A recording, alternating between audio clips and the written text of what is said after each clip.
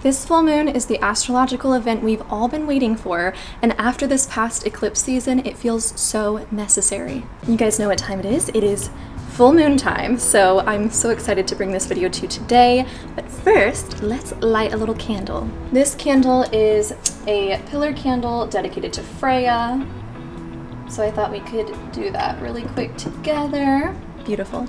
And before we get started, I want to bring this new mindful practice into my videos. It's something that I do a lot on my podcast. If you listen to that, definitely check it out if you don't. And it's just having a bit of a meditative breath together. Feel free to join if you want to. You don't have to by any means, but I just think it's a great way to kind of decompress from whatever the day's brought us and get connected to each other's energy. So follow along if you'd like to. It's super, super quick. But if you don't want to, totally fine. Leave your eyes open, do whatever makes you feel comfortable. But if you'd like to join, go ahead and close your eyes if you want. Take a big, deep breath in, filling your belly, expanding it, and breathe out all the shit from the day. And just one more breath. Breathe in, whatever color you want to. What color is it today? Maybe it's white for cleansing, maybe it's pink for self-love. And when you're done, breathe it all out. Feel all the tension releasing, whatever color that may be. It's going out, going back into the earth to be transformed into something good, because the earth is boss like that. Alrighty guys, I hope you're feeling good. Welcome to today's video. We're here, as you know, for the full moon in Sagittarius happening June 14th, 2022. So this is a very exciting moon. Full moons are always very exciting, but recently, depending on your specific personal astrological makeup, it has affected everyone differently, but I think for the most part, it's safe to say that this past eclipse season, Mercury retrograde, Pluto's also in retrograde, it's been a lot. It's been a lot, and a lot of things have come up, and a lot of us have been going through some deep shadow work. I know I have. And this full moon really is this new beginning and this celebration. Full moons are always considered a time for celebration, maybe not in the eclipse, but generally it's always a celebration. This full moon even more so, okay? So I'm gonna give you all the details about that, what it means, what kind of energy is gonna be available. I'm gonna take you through some rituals, journal ideas, tarot spreads, crystals, the aspects, what's going on, like specifically between the planets. I'll break that down for us, and the general energy that's happening. So we've got so much to get through. I'm so excited.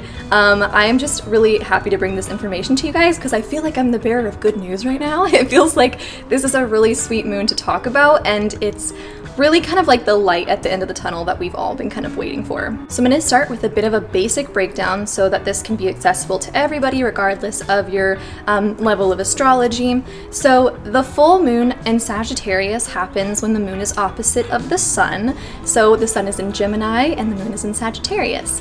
And this brings us an opposition and also a lot of energy. That's kind of why it's so impactful, because you know, new moon, the sun and the moon are in the same sign, so it's very familiar. It's kind of like a breath. There's no light on the moon, so it's like a time of low energy generally, and it's a time to kind of really get into the next phase. Whereas the full moon, what we're going into, is this opposition. There's things happening. It's heightened energy because, as we can see, the moon is fully illuminated, so all that energetic power from the moon is coming onto us. It's a great time for celebration. It's a great time for releasing as well, looking back on how the moon cycle has been so far, and it's kind of the culmination of energy. So talking about Gemini and Sagittarius, so that this video isn't so long, I'm going to put my astrological breakdown videos in the description box if you're looking for more information on the zodiac sign of Gemini or the sign of Sagittarius, just in general, all about them. I have those videos down below. You can check them out. But a brief little explanation of them. Gemini is an air sign. It's a very intellectual sign. We've been, it is a really fun sign though. So we've been this month starting, what was it? May 22nd? I'm not sure, but it'll be in that video. But since we've started Gemini season, a lot of us, since the new moon in Gemini too, have maybe been feeling like, woo, fresh start. Like really, for me, it was super just, wow. Like it was like cut and dry, like immediately. It was like I flipped a new page. It was so different, the energy was. And so because of that, Gemini is a very childlike, very playful, fun energy. Since it's an air sign, they're very intellectual, they're in their thoughts, and it's a lot about, for me, what I've been feeling, and from my friends, I see that it's a lot of thinking about our new steps, thinking about our new beginnings. Okay, so that's kind of what we've been in the past couple of weeks. As we approach this full moon in Sagittarius, what we know about Sagittarius is very similar to Gemini because they're both very fun, very playful, lighthearted. Sagittarians are usually the jokester of the group. They're very funny. One of my favorite Sagittarius is, besides my mom, of course, love you mom, but Bailey Sarian, if you guys watch her on YouTube, I love her. She's a Sagittarius and I see it so much. So as you can probably see so far, both of these energies are so fun. They're oftentimes both attributed to childlikeness or innocence, new beginnings and stuff like that. So it's really just this amazing cocktail energy of like new beginnings. What are we stepping into? What are we excited about? And we'll have some more questions in our journal prompt section to get you really thinking about that. But overall, this energy is so exciting. I'm really feeling pumped for it. Like I said, full moons are always for celebrations, but this one even more so. Like if you've ever partied with a Sagittarius, you know what I'm saying. Like it is really, really gonna be fun. And I think it's also important to talk about how this looks post-eclipse season. So the new moon in Gemini that we had earlier this month was really the first step out of eclipse season, and I'm sure you guys felt it because it was a pretty big shift. And this is even more like the cherry on top. So we've already kind of been out of eclipse season, but I think this is really gonna cement it for everybody. So in terms of eclipse season, think about what that looked like for you, what things were coming up, what things did you work through, and really, really let that go because, you know, I know a lot of us have been doing so much work, so much self-work, so much shadow work, and I think that so many of us have probably really grown from that, and so it's a really good time to take that work that you did as a stepping stone up to your next level, okay? Because this is really like such new beginnings, and I love that because, you know, we don't really think of June as being a new beginning. It's literally in the middle of the calendar year, but this is a great time for new beginnings. So really think about that in terms of eclipse season, how that was for you and whatnot. We will also, so Mercury has gone direct, and that just means that Mercury is no longer retrograde.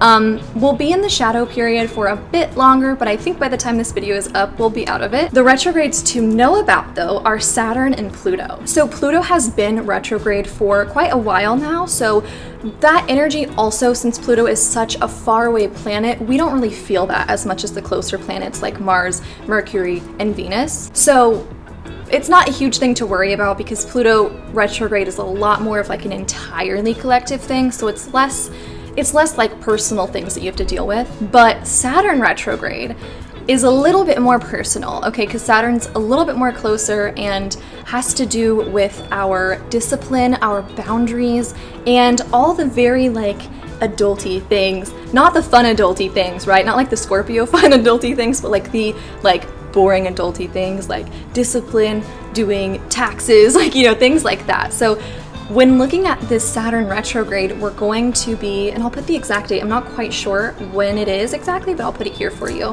When looking at the Saturn retrograde, we're going to be thinking of boundaries, about how those are in our life, about how disciplined we are, and things of that manner, okay? Something that, looking at the aspects, which we'll get into next, something that really came up for me when interpreting this chart of the full moon is boundaries and really thinking about that. And I think what's really wonderful is when we're starting a new beginning, one of the first things that we really should be doing when we're starting a new era, a new job, a new relationship, whatever it is setting boundaries, because you really have to set. I'm such a fan of boundaries, okay? I feel like it's like becoming a mainstream thing in social media and stuff, like we're all talking about it now, which is really good because they're so important. And I have had many times where I have not set boundaries, later regretting that, or had trouble setting boundaries. And I think a lot of people in minority groups, women, LGBTQ plus people, just people who've been oppressed, we often have a harder time setting boundaries because our voices have been repressed over the years, or we've kind of been told to just like do what we're told, do what, you know, things like that. And so I've definitely felt that as a woman, that sometimes I'm really nervous about setting boundaries, or I don't want to be mean, or I don't want to come off this way. And I know a lot of you guys feel that as well. So it's a challenge to set good boundaries. And a lot of times I actually had a really fun experience where I set a firm boundary. I was downtown Kansas City walking with my family. Something I learned in jiu-jitsu is to set those boundaries if somebody's making you really uncomfortable, so that you don't have to put them in an armbar. So I was walking with my family, and this guy came up to us and was kind of like getting really, really close and saying some things that I just like wasn't chill with. And I just was like, I got my big girl voice on, and I told him to stay back, give us space, and he was just like, oh my god, because here I am, a 5'2" small person, and I'm just saying, get back from us, we do not want to talk to you, like, this is not okay, do not approach us further, you know, being very stern. My family was speechless at that, because I'm not usually one to speak up like that, but I did it. It felt so good. But then afterwards, I was like, man, did I go too far? Like, was that mean? Should I not have done that? And I got some good validation from my husband that made me feel better about that. But that's something that a lot of us face when we are setting boundaries, and it might not be something as extreme as like telling someone who's approaching you to get back, but it might just be like, hey, I don't like being talked to that way, or hey, this time is blocked off for me time, or whatever it is. It's so important to set those boundaries, and if those feelings come up afterwards that are like making you feel, you know, like, oh, was I not nice enough, blah, blah, blah, really think about where that's coming from, because I know for me, it comes from a lot of those misogynistic beliefs of like, don't be mean, don't be, you know, whatever. So really think about that. Boundaries are going to be so big right now. One more thing to mention for any of my beginner folks who might not know, Sagittarius is ruled by the planet Jupiter. And this is really fun because Jupiter is the planet of luck, expansion, and freedom. So it's a really beautiful, beautiful planet. It's one of the reasons that people with Sagittarius in their chart are really deemed as naturally lucky, because it is a really, really lucky planet and placement to have. So this can bring in even more of that fun, luckiness, just always being in the right place at the right time. I think that this full moon is just going to feel so freeing and so refreshing for so many of us. So let's get into the specs, the specifics. The full moon in Sagittarius is happening on Tuesday, June 14th at 4:51 a.m. Pacific time, okay? So make sure to translate that to your time zone, because I am in California, so I have Pacific time zone, but 4:51 a.m. Pacific time on Tuesday, the 14th of June. Now, for me, this is just a little tip for anybody, because it's peaking at 4:51 a.m. on Tuesday, I will probably go ahead and do my moon water and crystals Monday night so that they're sitting under the growth and then the peak, rather than if you do it Tuesday, you're gonna kind of get a bit of the waning. It's not a big deal. Really, you have about 3 days to do all your moon stuff, but if we're being picky, I would probably do my moon stuff Monday night. If you want to get up at 5 a.m. and do your stuff then, that is totally cool, and I highly respect you for that. It's also happening at 23 degrees, and if we look into degrees, that is an Aquarius degree. So that's some of the energy that's going to be coming through. Again, that's even more freedom, more fun, more innovation, which is great for new beginnings. And we could even be kind of in that Aquarius mindset of like the collective good and like what you're doing for the world, what your purpose is. It can get really, really thoughty, if that makes sense, especially since we're in Gemini season as well, having that air sign energy coming through. I think it's a super awesome kind of like vibe happening. So my first task for you guys right now, if you want to pull up your birth chart alongside this video and check it out, see where Sagittarius is in your chart. I'll put up a little video really quick to show you how to do that, but what you're going to want to check is which house it's in, if there are any planets happening there, or if it's on one of your axes like your ascendant, descendant, midheaven, or IC. Really check out what's happening within Sagittarius. And if there's no planets or nothing happening there, that's totally okay, because it still means something for you. And that's going to be found in which house it's in. So I'll also put up my handy dandy little house thing right here to show you what your house might mean and just little basic keywords on that house. I highly encourage you though to really take the keywords and interpret it for yourself, because you're going to know your energy a lot more, and maybe Sagittarius kind of like shows up specifically in one house, but one specific part of that house, if that makes sense. So check out where it is, and let me know in the comments really quick where it's at, if you have any planets in Sagittarius and what house it's in, because I'm really curious. My Sagittarius is my 7th and 8th house, and I've got, what do I got? I've got one of my Liliths in Sagittarius, my Vesta, and I don't know if I have anything. Oh, Pluto's in Sagittarius, but yeah. So let me know what yours is, and I'm excited to hear and see what it is for you guys. Okay, so we're gonna jump into the aspects now. If you're not familiar with aspects, it's basically the relationships between specific planets in a chart at a moment, okay? So I looked at the chart of the moment for this full moon in Sagittarius, and these are the planetary relationships happening with the moon specifically. So we've got a couple of different, really there's not a whole lot of aspects this full moon, which again kind of falls into the like, it's going to be a bit more easygoing than, I mean, the last full moon in Scorpio, the eclipse, had so many aspects. I was like, oh my gosh, so much happening here. But this one's easier. So to start, we've got the moon trining Mars in Aries. Trines are a very, very good aspect. They're so harmonious.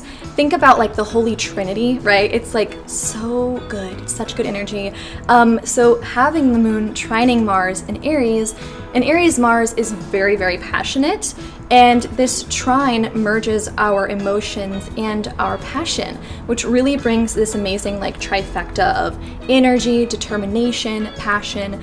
You might feel highly energetic, especially if you've got a natal Mars in Aries or a natal moon in Sagittarius. And it's going to be a really great burst of energy, I think.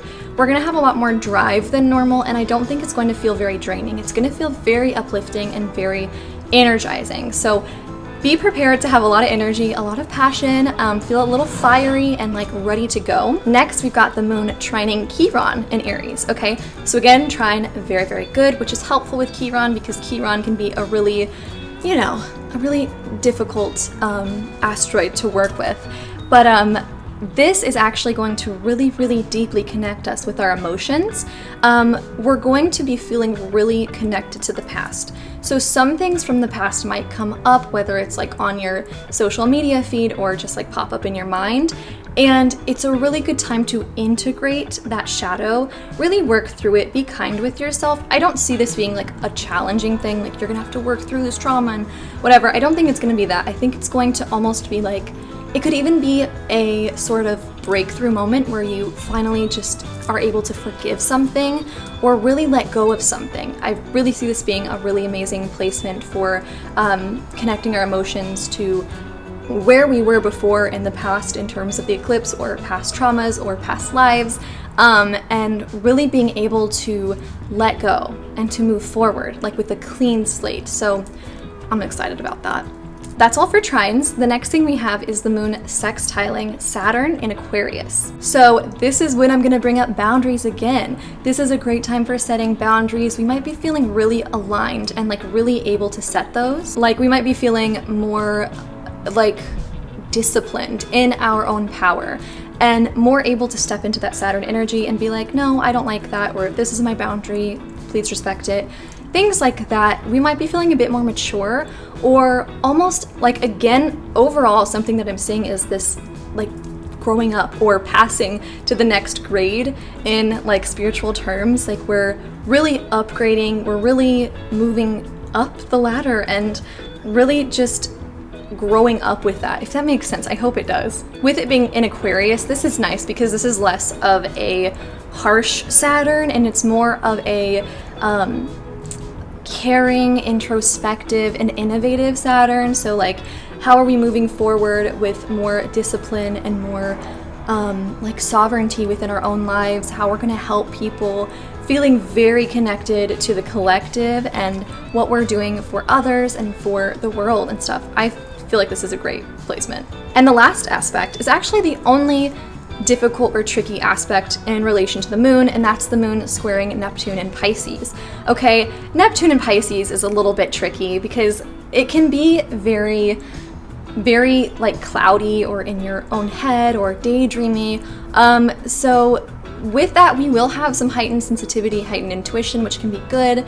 But squares are usually a bit trickier because the energy is not getting along and it might be kind of like fighty. So while we're feeling very energetic, very passionate, there could be a sort of tendency for some people, especially if you're heavy Pisces, to get stuck in the past or get stuck daydreaming or really just being too lost in your imagination and kind of being at a standstill. So give yourself time to meditate, to ground, and to move forward and really like cut the ties of the past.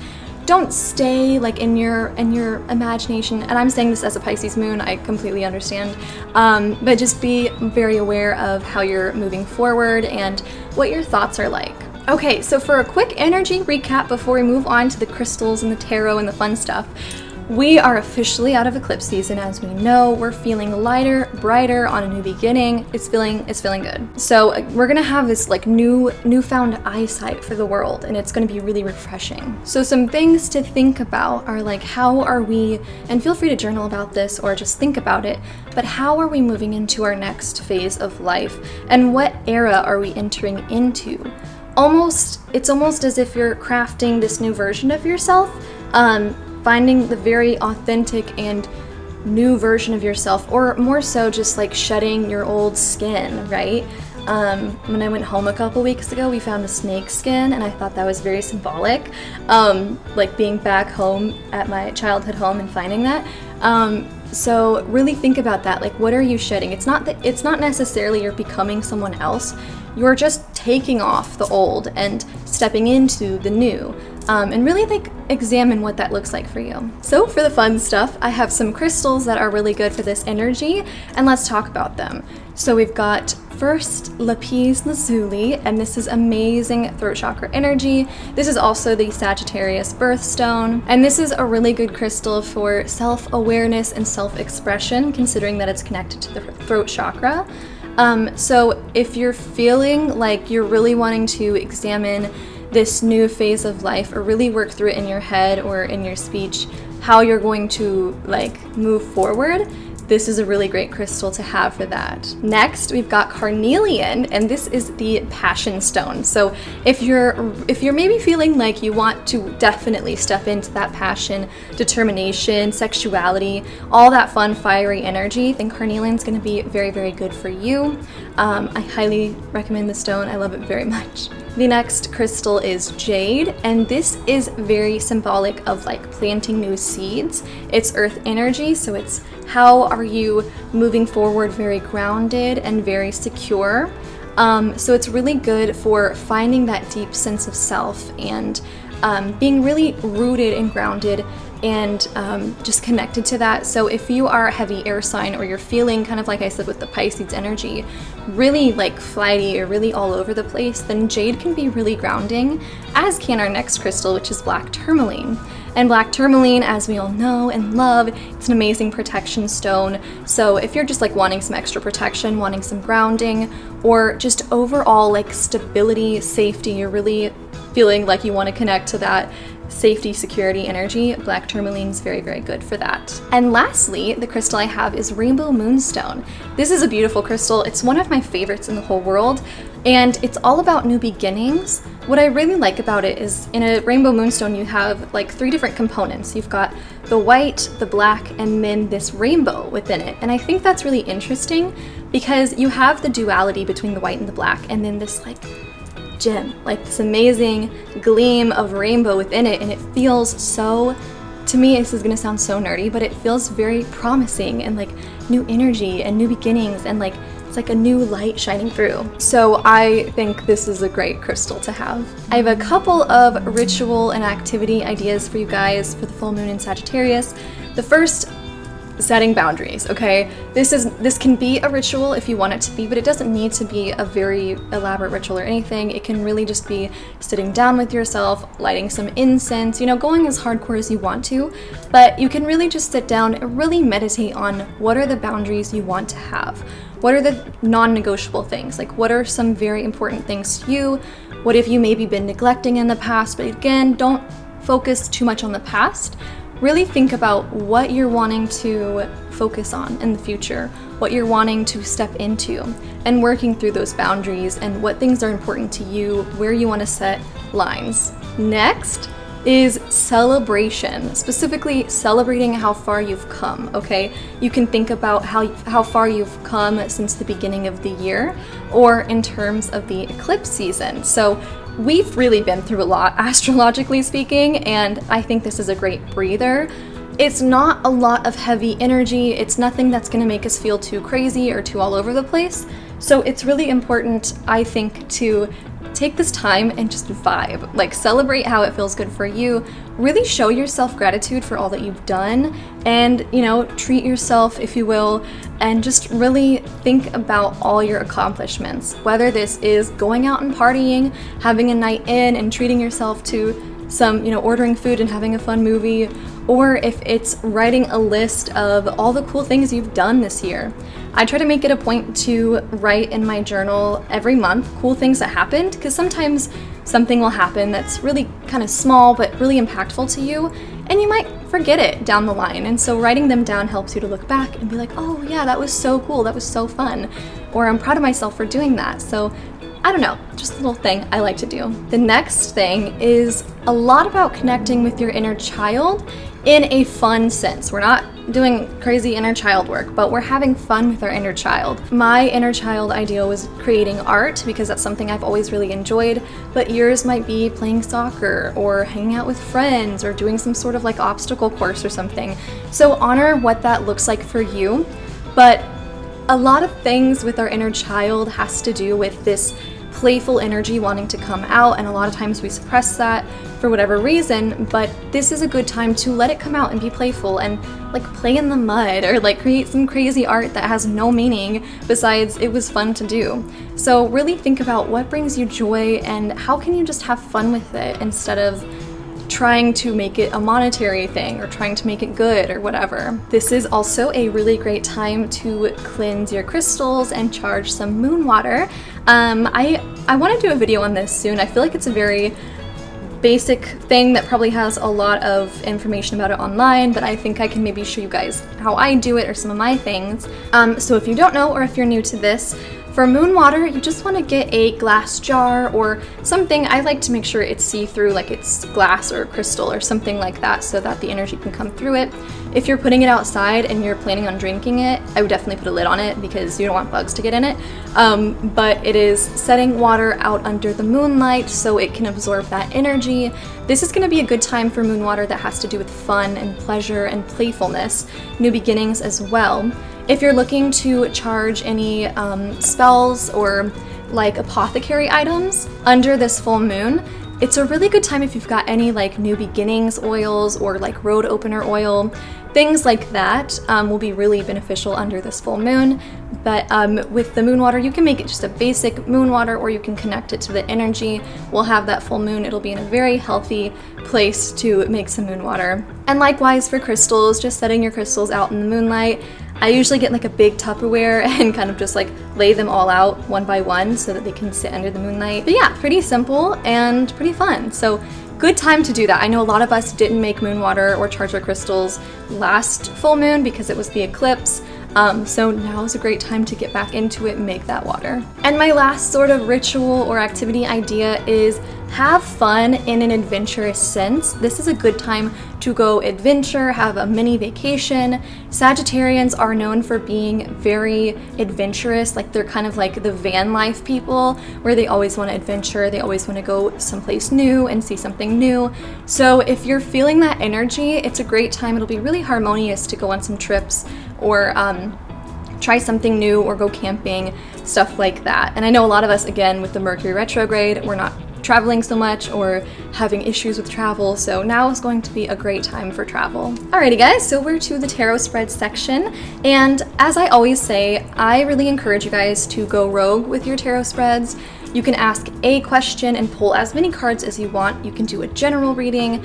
I personally, when I do my readings, I very, very rarely do a specific like 1, 2, 3, and they each have a meaning.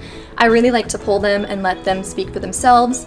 That can be kind of hard if you're starting, and it can kind of feel a little nerve-wracking, and so I understand that some people like to have a very specific spread laid out, so I wanted to offer this spread for you guys. The first card representing you at this moment, the second card representing your newfound strengths, and the third card representing where you are headed in your life. Feel free to add cards to this. You know, you can add on like directions to go to, or things to be thankful for, things to celebrate, whatever you want. Feel free to add it in, okay? This is a really nice baseline for a tarot spread. Again, I like to just pull cards and see what it says, because the meaning really comes through. But do what you will, have fun with it, and I am happy that we're all enjoying tarot together because it's one of my biggest passions. Alrighty guys, lastly, I've got some journal prompts for you, so feel free to pause the video, write it down, come back to it, write it with me, or just think about them, meditate on them if you would rather. So my first journal question is, what accomplishments have I made this year that I'm proud of? How have I grown from them? What would my ideal future self look like for the rest of this year? What am I ready to celebrate?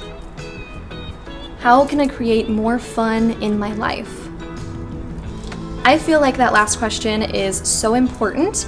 I think a lot of us get stuck in like, you know, the grind of life, and we kind of forget to have fun here and there. So really thinking about what brings you happiness, what's fun, what energizes you, and brainstorm ways to bring that into your life a bit more. I appreciate you guys so much. Thank you so much for watching. If you made it this far, please comment what you're doing for the full moon, or where Sagittarius is in your house, or if you have any planets in Sagittarius. I'm very curious to know how this is going to work for all of you guys. If you liked this video and you're new here, I would be so thankful if you subscribed, liked, commented, shared with your friends, and we would grow the Moon Fam community so much, and it makes me so happy to connect with you guys. Other than that, that is all from me. Reminder, I am still offering my HeyHero readings and my tarot and astrology readings. Reminder too, there's a ton of scammers happening around in the tarot community. I'm always just at Luna Serenova. It's just my name. I only have one account per platform, and I'm never gonna DM you soliciting you for a reading. So just a reminder, I only offer readings on HeyHero and on my professional website, which are all listed down below. So don't fall for the scammers, please. They are so ravenous out there, and it's crazy. But other than that, thank you guys so much for watching. I hope you enjoy. Happiest full moon in Sagittarius. I'm so excited to have fun, and yeah, cheers to that. Bye guys.